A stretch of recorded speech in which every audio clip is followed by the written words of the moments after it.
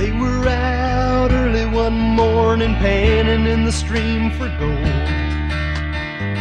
surrounded by the rising mountains. Old prospector with a tale for two, he brushed around in the pan, and pointing out what lay within was ordinary sand.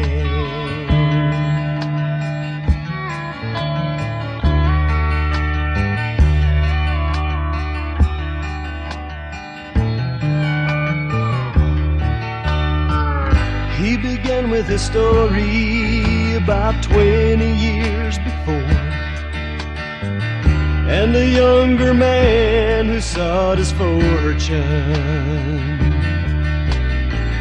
With a tear or two he told of searching for his treasure, but making known the gold he sought was ordinary pleasure.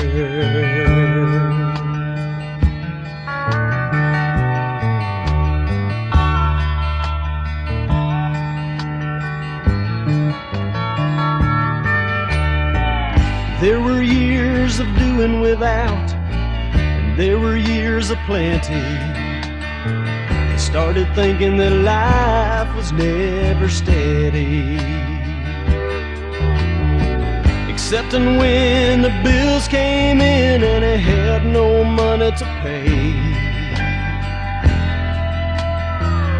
Whiskey had never tasted better ordinarily.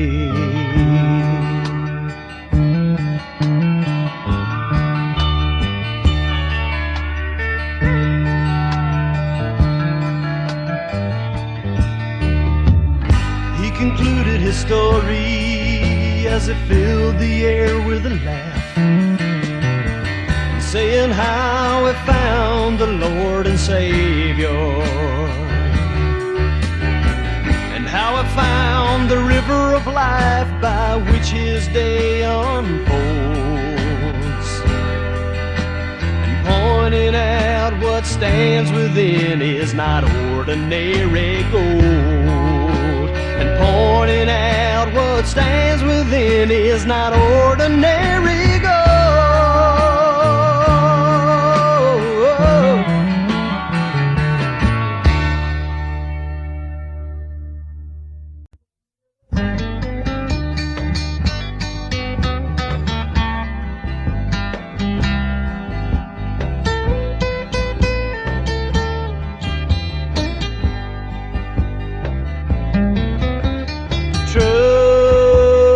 Trust in God,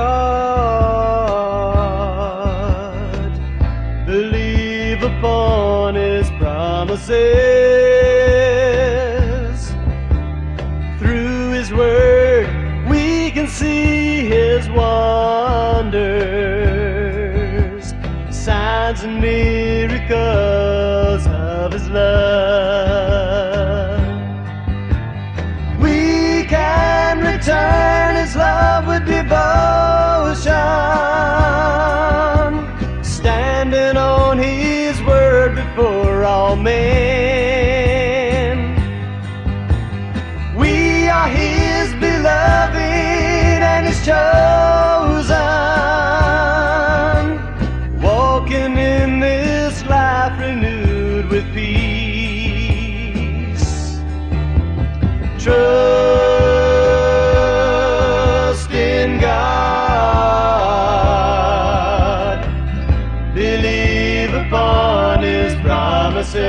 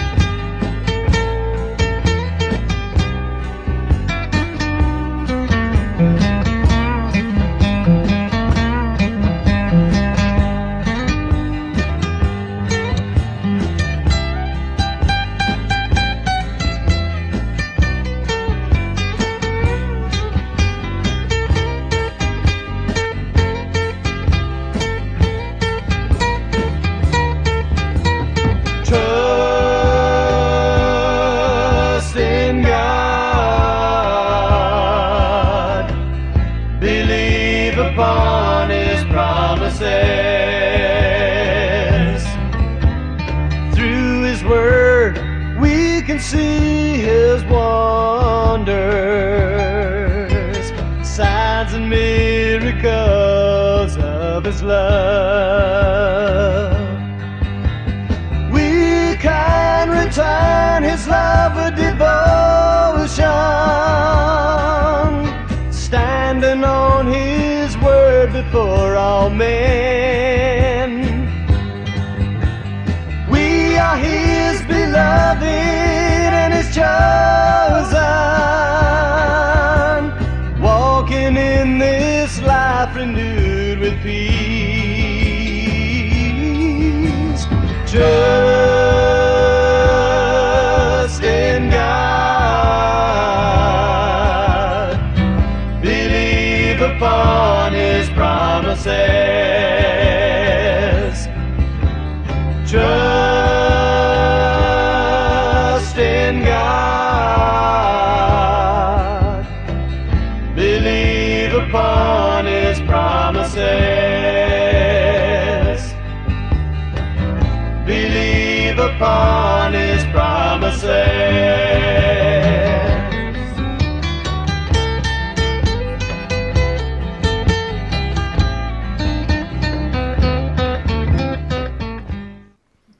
Hello, I'm Mark Wallace. This is True North Studio, and today the topic is a hard lesson in identity. Identity is a crazy mixed up topic in today's world. Figuring out who we are and what we're supposed to do is always challenging. Jesus had been with His disciples for many months now, and He saw them really growing as disciples, but struggling within themselves. They needed a change of scenery, so He took them on a field trip. But they weren't going to a petting zoo or children's museum. They weren't going to strap on ultralight backpacks and find themselves in the woods. Jesus was going to take His buddies to a place the locals called the gates of hell. He was taking them to the quirky tourist town of Caesarea Philippi, sometimes called by its older name, Paneas. They'd all heard of it. In fact, everyone in the Roman Empire had heard about it. It was world famous. Teenage boys in Jerusalem whispered about it and then elbowed each other. Galilean girls felt their whole bodies blush when adults even mentioned it. Roman soldiers planned their vacations around it. With its scenic waterfalls, green forests, and level campsites, all at the foot of the highest mountain in Israel, the place was spectacular. But nature's beauty wasn't why people went there. Paneas was different. Things went on in this adult playland that would never happen anywhere else, and for good reason.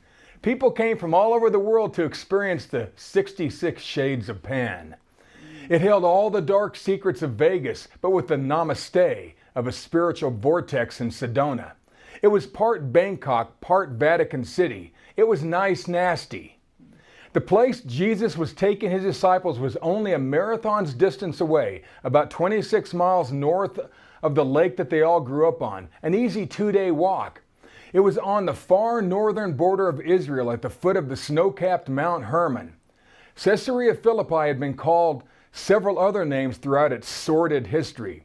Way back in the day, the Old Testament believers called the place Bashan. It was once home to massively tall people who scared the pee-willy out of Israel when they first came into the Promised Land. It was also once known for a people termed Nephilim, or giants of wickedness. It was even previously called the place of the serpent. The place of the serpent. During the prophet Elijah's day, it was renamed Baal Hermon, because that area of Mount Hermon was the Canaanite sanctuary for their bloodthirsty god Baal. Human sacrifice, wild orgies, and public body mutilation were common there. Now, Queen Jezebel's dad was a priest of Baal. She loved the place. The girl was freaky.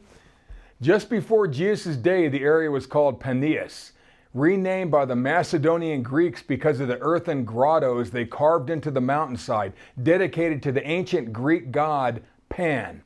Pan was half man, half goat, depicted with a human torso and arms, but with the legs of a goat and horns on his head, symbolizing his wild nature. Pan could bring out the best and worst in people. sometimes seconds apart. The name Pan is where we get our English word panic from. His type of panic attacks triggers the fight or flight response, a racing heart, fast breathing, anxiety, and sometimes sexual arousal, all rolled into one. In Jesus' day, the Romans put their imperial stamp on this crazy city called Paneas. Like planting a McDonald's inside the Sistine Chapel, King Herod the Great had a huge white marble temple erected right on that spot. Not for Pan. It was so the Roman citizens could first worship the Caesars and then sneak over to experience Pan's darker side. But don't tell anybody. Herod's son, Philip the Tatar, then changed the name of the city from Paneas to Caesarea Philippi. He named it after the Caesars and himself. Something else about this place. It wasn't all fun and games. General officers from opposing armies would go there to give offerings to Pan in exchange for help against their enemies. Today, Paneas lay in ruins at the foot of a modern ski resort. The place no longer has the undertones of spirit worship, human trafficking, and sexual deviancy. Those have moved to places like the dark web and maybe your favorite sanctuary city. Wherever you see child sex trafficking leading to death, or bloody wars for no good reason, when you hear about places of unusual sex parties where girls disappear, you can bet those same ancient spirits are driving the organizers. Plus, those same spirits still have death quotas to fill. But I can't say much more at this level of teaching. Now you know why it was also called the gates of hell.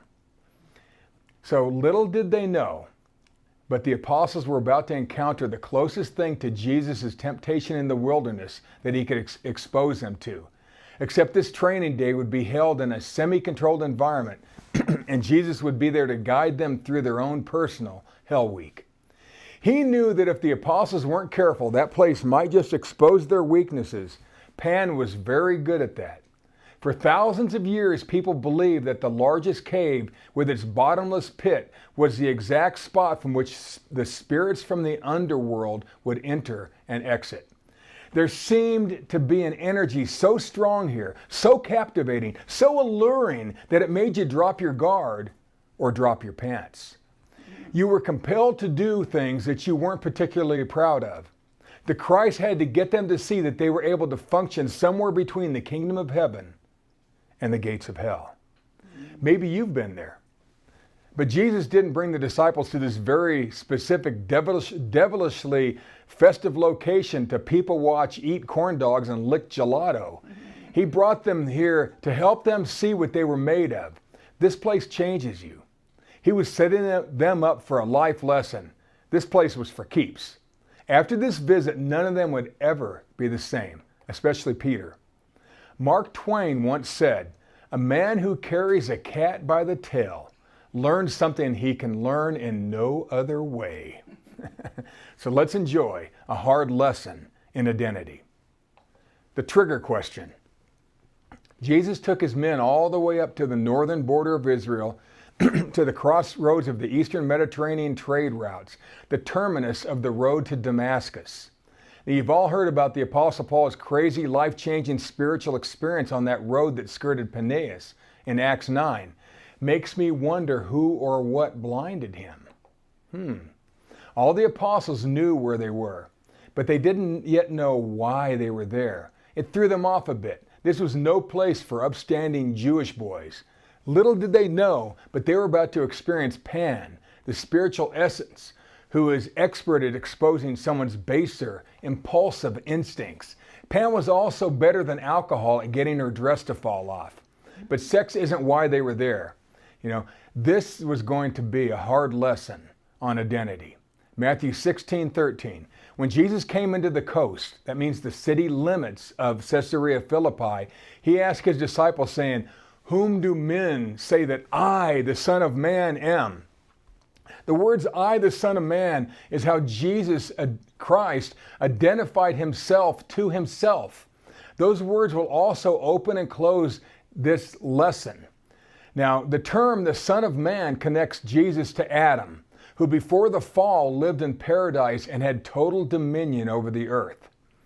This self-title is Jesus saying, I'm a regular guy, but I dominate spiritually. I dominate. Adam before the fall is how Jesus pictured himself. Didn't Paul call Jesus the second Adam? 1 Corinthians 15:45 says, and so it is written, the first man Adam was made a living soul. The last Adam was made a quickening spirit. Jesus' first question, who do people say that I, the Son of Man, am, made them think. In a world where we're tempted to hide our faith because of political correctness, social embarrassment, or just plain fear of what others may think, Jesus needed to know if they had been listening. Jesus didn't want his trainees hiding from evil. He needed them to storm the gates of hell. This place and whatever spirits ran it had been operating there for thousands of years. People flocked there. Pan wasn't just about sex. He was about power and dominion over someone else. A mindset more akin to rape than love. All day and especially all night long, power was sought, summoned, begged at this place, and it was usually quickly rewarded. Jesus needed his disciples to see how they would respond when their identity was challenged by these unseen forces. Again, why this field trip? Why this place? And why did he ask the people who he was? He was just setting them up for question number 2. The challenge. Identity is such a popular yet divisive topic today. We all have both a given identity and a chosen identity. One was given to you at birth and nourished in your formative years by your family, your race, your religion, your early education, and where you were raised. That's where you got your stunning good looks and sparkling personality. The other, your chosen identity, is who you choose or allow yourself to be as an adult. You can choose where you live. You choose your friends, your spouse, your profession, and your current habits, good and bad. Jesus asked his apostles who people said he was.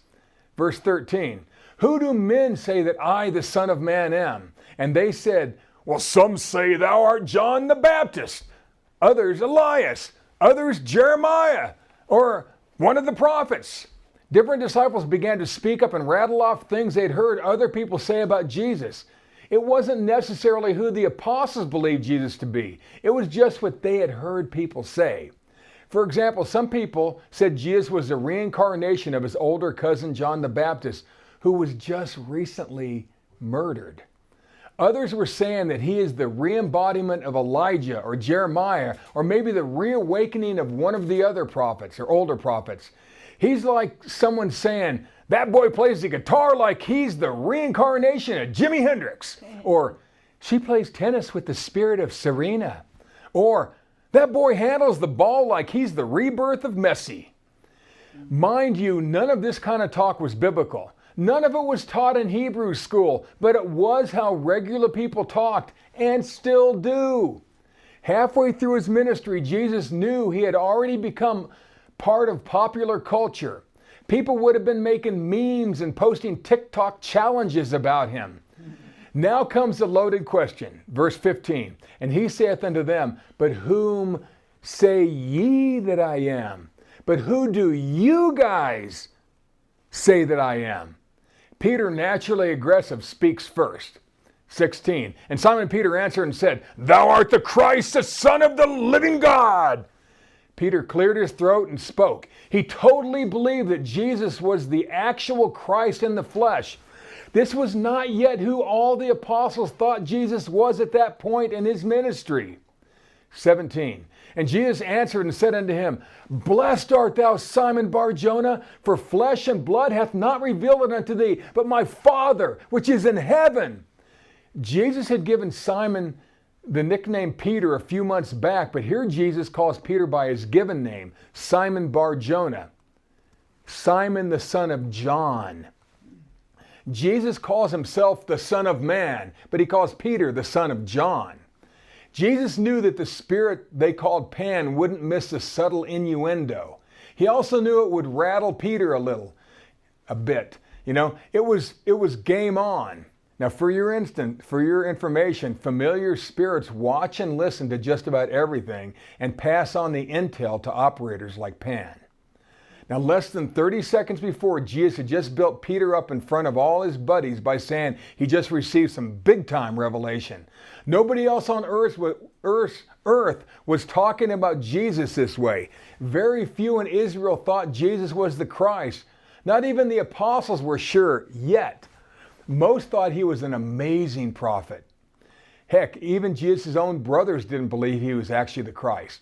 Even John the Baptist, just a few weeks ago, wondered if Jesus was really the one. The one!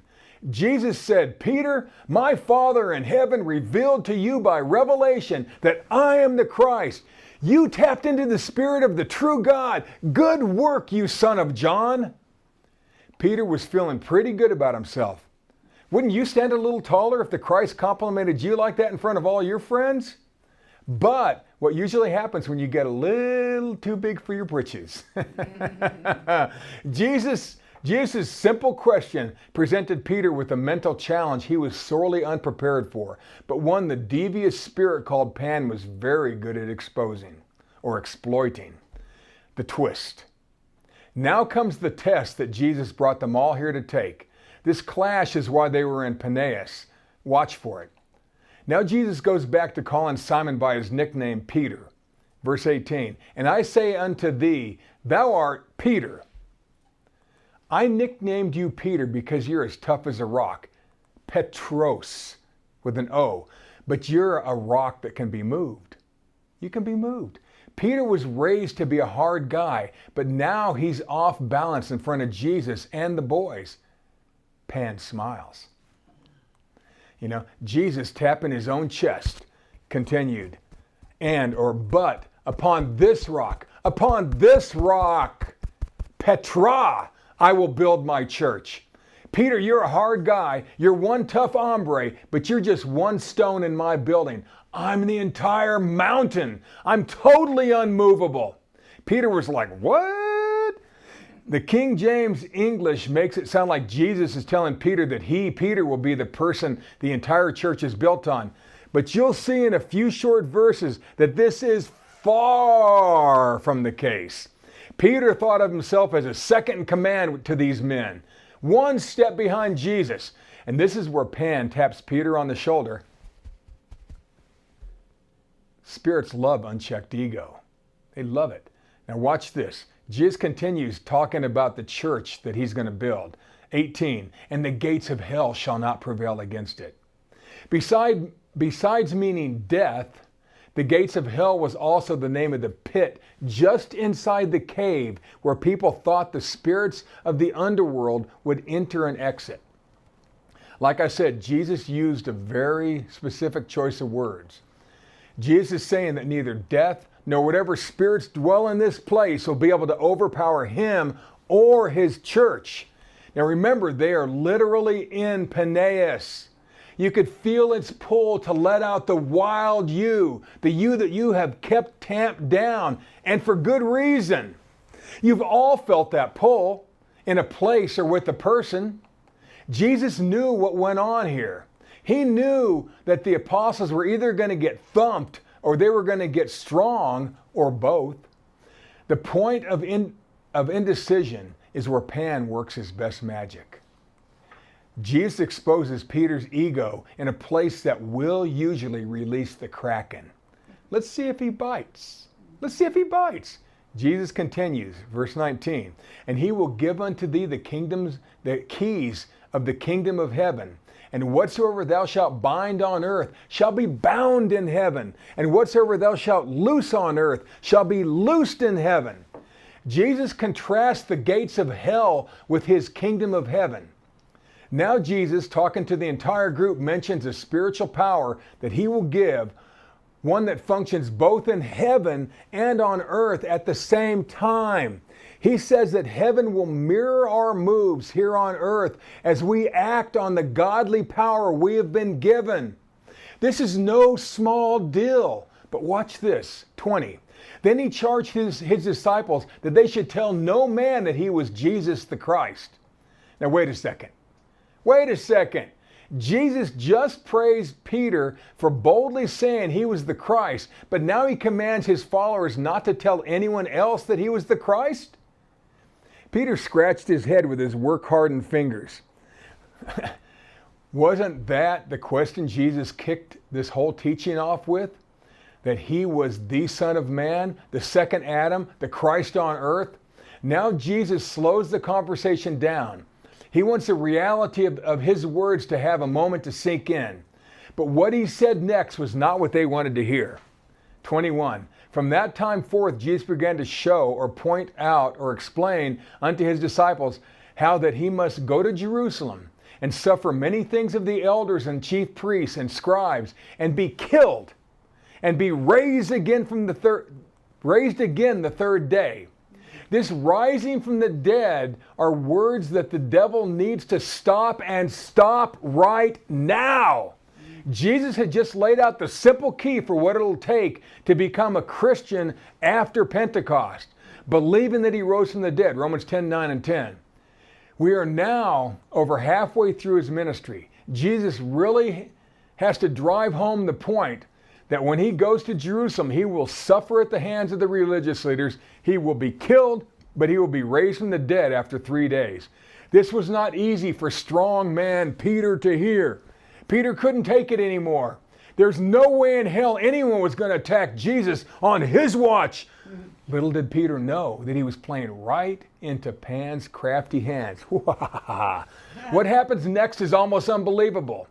Verse 22, then Peter took him, Jesus, grabbed Jesus by force and began to rebuke him. That means forbid him from talking, saying, be it far from thee, Lord, this shall abso-freaking-lutely not be unto thee. It is not going to happen. Peter stands up and manhandles Jesus right in front of the group and then drags Jesus out of the circle where he had been teaching. Imagine the associate pastor at your church dragging your favorite head pastor off the stage during a televised teaching? Peter began to rebuke Jesus, means Peter forced Jesus to shut up. Imagine Simon Peter muffling Jesus, cupping his calloused fisherman hands over Jesus' mouth. This dominance and strength were part of Peter's old identity, his old man. It had its place. It worked well on the fishing boat, in a storm, but not here, not now, not during this teaching. While restraining Jesus, Peter yells at him, stop talking about death and resurrection. You are not going to die. I will not let it happen. Not on my watch. Remember where they were? I told you earlier they were sitting not too far from the grottos built for the Greek god Pan. The locals believe it to be, excuse the modern expression, the highway to hell. Now, once again, have you ever gone somewhere or met someone that made you squirm? Made the hair on your neck stand up? Visited a place that caused a visceral reaction in you? On the other hand, have you ever been around a person that made you drop your guard? Got you all flushed? Got you to do things that you normally would never do? People from all over the world would come there to activate some shade of Pan. Jesus knew this. Basically, people call on Pan to expose the weak spots that reside within all humans. Pan deals with our earthier natures. Military leaders would conjure up Pan before strategic battles to preemptively soften up enemy generals. Pan causes confusion. Call it panic, causing people to make bad decisions. He is the earthiest of all the Greek gods. We'll just call them spirits. Did you know that the mischievous character of Peter Pan was patterned after this spirit named Pan? And it's funny how both Peter and Pan are used in his name. There is even a Peter Pan syndrome in psychology. It's when people never want to grow up, they never want to take on responsibility, where they keep themselves trapped in perpetual impish childhood. Now, why am I telling you all this about Pan? Well, let's read the next verse, 23. But he, Jesus, turned and said unto Peter, get thee behind me, Satan. Thou art an offense unto me, for thou savorest not the things that be of God, but those that be of men. The Gospel of Mark adds that Jesus shrugged out of Peter's powerful grip, turned his back on Peter, looked at the disciples within the teaching circle, and then spake. Jesus spoke past Peter. He spoke to whatever had manipulated Simon to act like that. Jesus is speaking directly to Satan like he had done during his temptations 6 or so months ago. Pan may have been one of them. He is the God, small g, of panic, temptation, and earthly delights. Now you know. This is probably the very same tall mountain the devil took Jesus to during his temptations. And it's most likely the Mount of Transfiguration. Right in front of the apostles, while Jesus was teaching, they all watched the powerful Peter open up to Pan. Open up to him. The apostles who were, while watching this whole thing play out, were frozen in blunt stupefaction, jaws on the floor. The pagans were now watching them. Peter looked hollow. The blood drained from his face. He sunk to his knees. He had just allowed himself to get manhandled by spirit, and he knew it. He knew it. Remember, the devil tried the same tricks to get Jesus off his game, tried to break down his morals, his logic, tried to confuse his decision-making process, and confuse the word in his heart. But Jesus withstood the devil because the word in his heart was rooted deeper than any temptation. Jesus saw Pan coming from a mile away. If you can think back to that time you allowed your baser instincts to rule when you knew better, you probably caught a fleeting glimpse of Pan. This is still part of our lesson on identity. Any of you who have ever had to deal with spiritual problems in yourself or others know that you must address the spirit and not the host. You must take a frontal assault when it comes to a devil spirit. You can't pussyfoot with them. They'll eat you for breakfast. Example, one freezing winter night, a car Josephine and I had been passengers in broke down. And we had to hitch a ride the rest of the way home. And we were maybe 45 minutes away. Now, did I mention it was cold? Woo! Now, a driver in a hopped-up 69 metallic blue Chevelle Malibu slowed down to check us out. We looked okay, so we pulled over.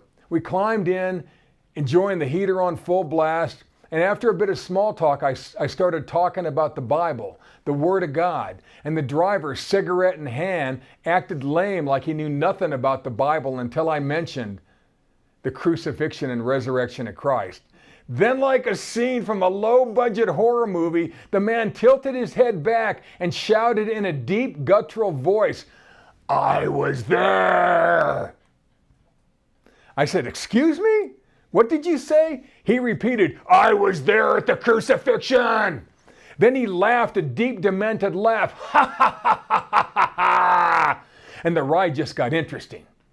He immediately jammed the gas pedal to the floor and the car began fishtailing all over the icy road. It was scary as hell. Then he leaned his head back and did that demonic laugh and said, "Ha ha ha ha ha! I'm having quite an introduction, aren't I?"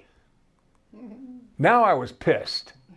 I had allowed this to go on way too long. I yelled at the top of my lungs, commanding the Spirit in the name of Jesus Christ to slow down and drive safe, and it did.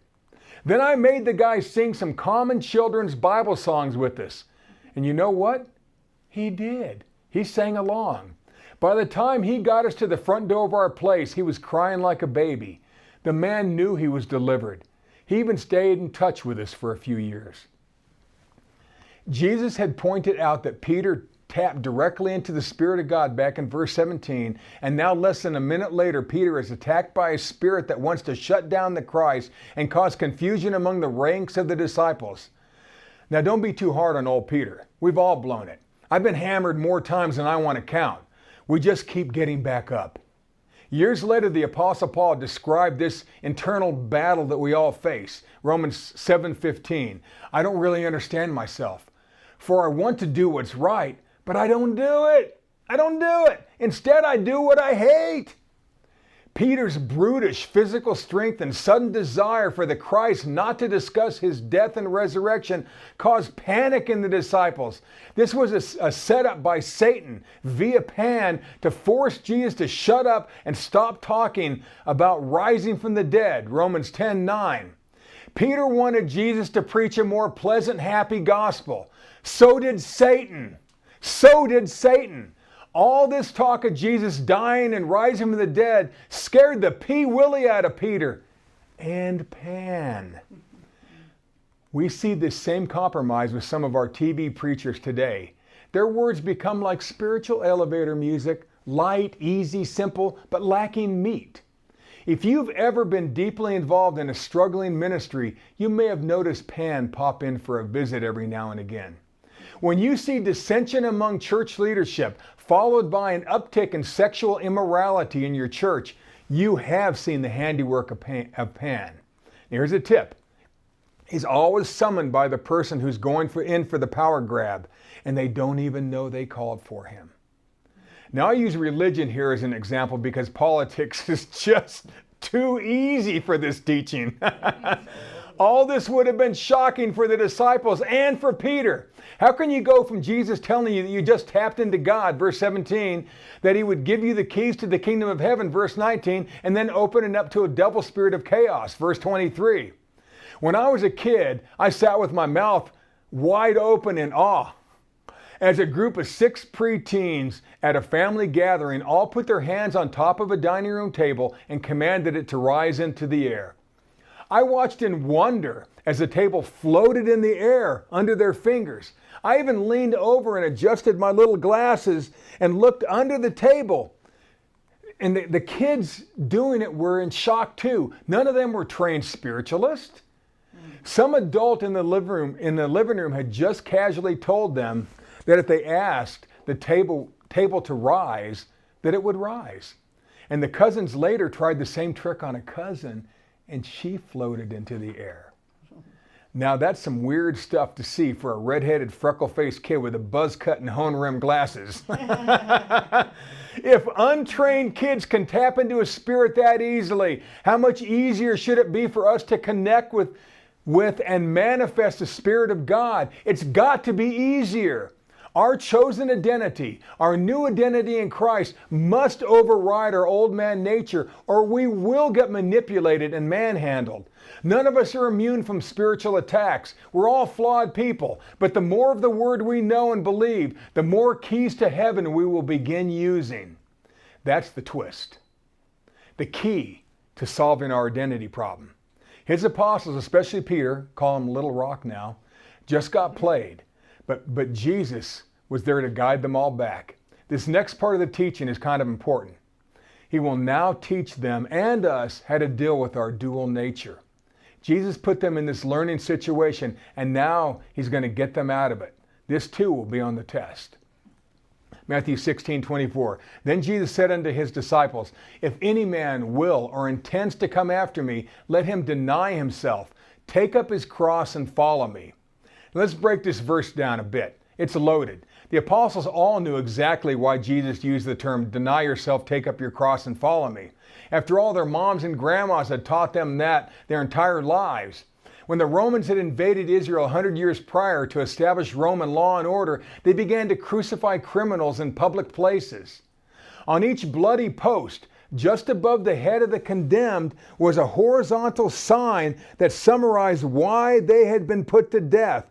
That sign condensed who they had become. Career thief, mass murderer, evildoer, incited violence against Rome. The essence of their miserable life, their chosen identity, was boiled down to one short sentence for all to see. Your chosen identity is your cross. Your sign tells the world what you live for and were willing to die for.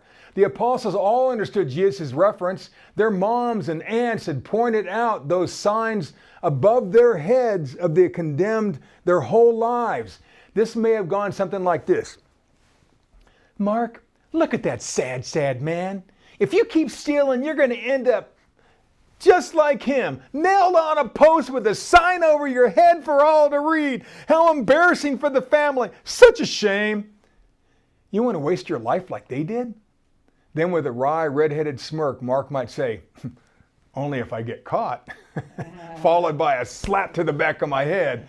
All the apostles knew exactly what Jesus meant. We live and die by the choices we make. We are what we do. Identity. What's cool, the words on your sign, call it your cross, will change as you change. What words would be used to summarize your life? Josephine, teller of stories and friend to all. Maureen, untarnished halo. Tara, a friend, loving but tough. Dan, brilliant planner and tough guy. Danielle, a lover of animals. Anyone who is a U.S. Marine would simply have the words Semper Fi on their sign, along with a red USMC sticker. Mark's sign might say, encourager of all, okay teacher. Now what's on your sign? What's on your sign? Our cross, our sign, our identity may start off having two messages describing our two natures, but the more we follow the Christ, the more worldly one will fade and the less Pan has to work with. You know, Matthew 16:25, for whosoever will save his life shall lose it, and whosoever will lose his life for my sake shall find it. What are you willing to die for? Booze? Food? Adultery? Politics? A job? A sport? Your country? Your battle buddies? Your children? The Word of God? The Christ? Your sign, your cross is the you that you leave out there on the field. Remember where they are. Paneas. Remember what just happened to Peter. Jesus is still driving home his point. 26. For what is a man profited if he shall gain the whole world and lose or damage or injure his own soul, his identity? Or what shall a man give in exchange for his soul?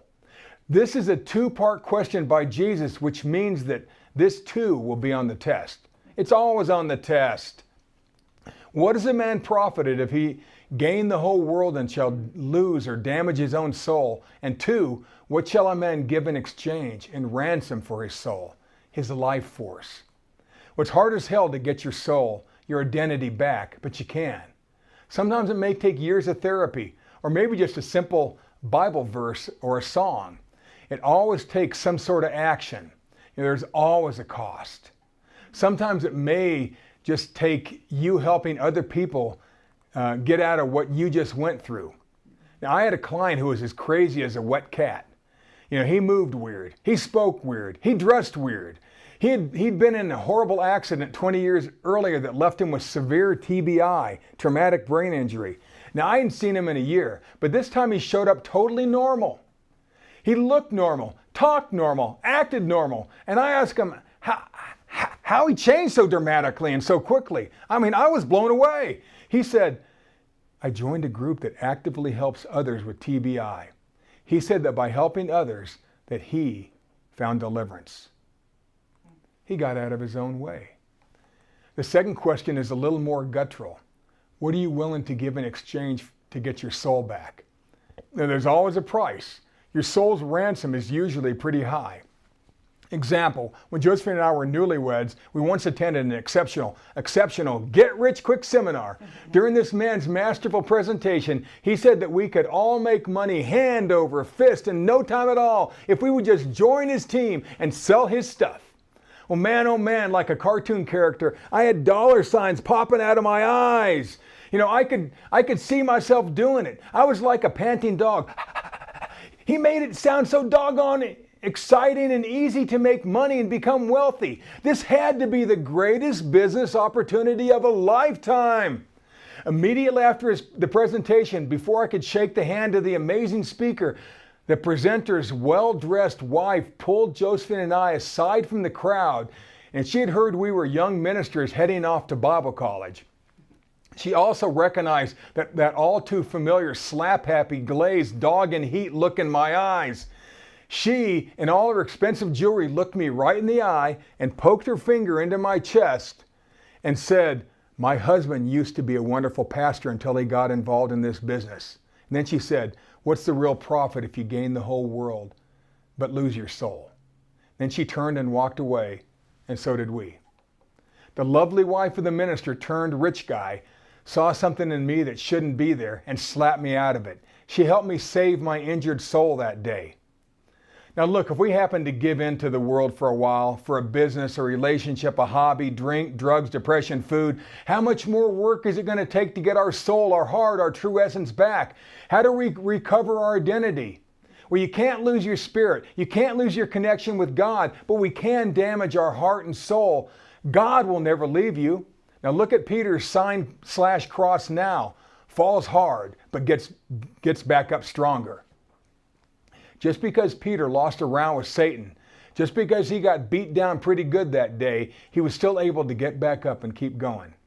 Like I heard my grown son say to himself while being tempted by his favorite snack, "Not today, Satan."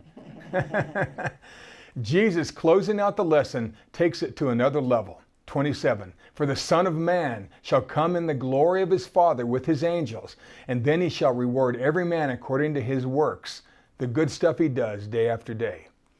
All those hours of training pay off in the ring, on the court, or down range. We all understand the benefits of practice. Quote, "What comes easy doesn't last. What lasts doesn't come easy." Unknown. All future rewards are given to people who have controlled their soul, harnessed their life force, and enhanced their abilities. We grow through our troubles, our mistakes. We get better, faster, stronger. What are you willing to live for? And what you're willing to die for is your cross, your sign, your essence, your identity. God knows we all make mistakes. It's the getting back up, dusting off, and getting back in the saddle, getting our head back in the game of life that matters. Peter got back up. Peter went on to write 2 books of the Bible, and for many years he was a central leader in the new Christian churches. Future rewards are for those who work hard to bring out their true identity by keeping themselves in harmony with the Word. We keep getting back up. Paul called this personal growth thing the renewed mind. Renewing the mind is building our hearts and minds and actions to the next higher level. Before the apostles got back on the yellow school bus, they noticed the half-naked pagans near the grottos watching them. What a day. What a day. After all that excitement, Jesus closes out his interactive training session. They'd all been tested that day. Matthew 16:28, "Verily I say unto you, there be some standing here which shall not taste of death till they see the Son of Man coming in his kingdom." To close out this special field trip, Jesus closes out his teaching by once again calling himself the Son of Man. This is telling, it's significant, and kind of important.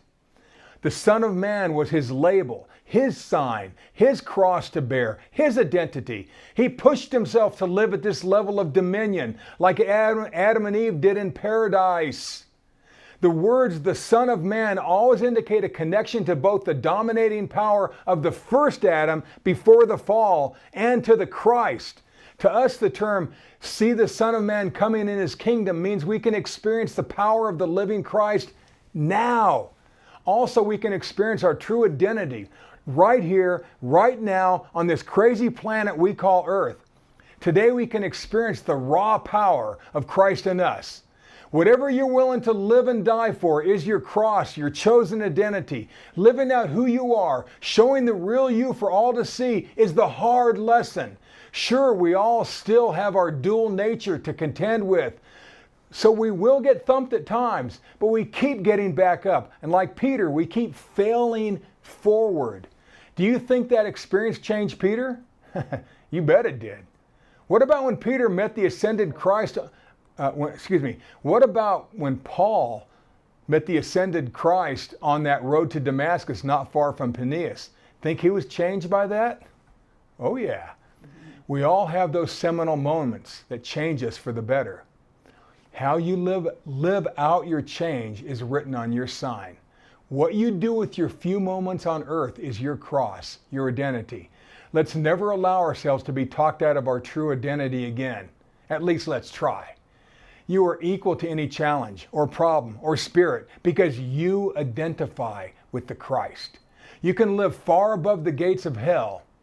See, the field trip is now over.